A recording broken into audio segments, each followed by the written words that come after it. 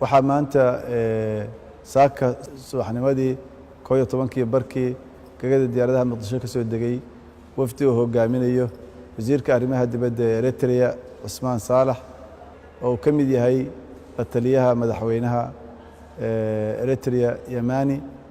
wafdiga waxaa isla markiiba loo galbiyey madaxtooyada halkaas oo ay kula kulmeen madaxweynaha iyadoo goob joogayaal yihiin ra'iisul wasaare ku-xigeenka, wasiirka arrimaha dibadda iyo safiirka Soomaaliya Belgium iyo Yurub noo jooga.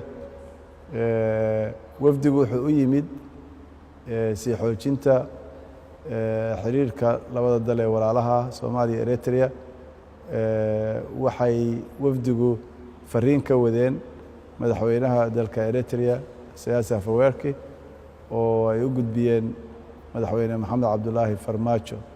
wafdigu wuxuu kaloo madaxweynaha uga warramay booqashadii ay ku tageen dhowaan magaalada Hargeysa ee Somaliland iyo waxyaabihii ay kala soo hadleen maamulka Somaliland.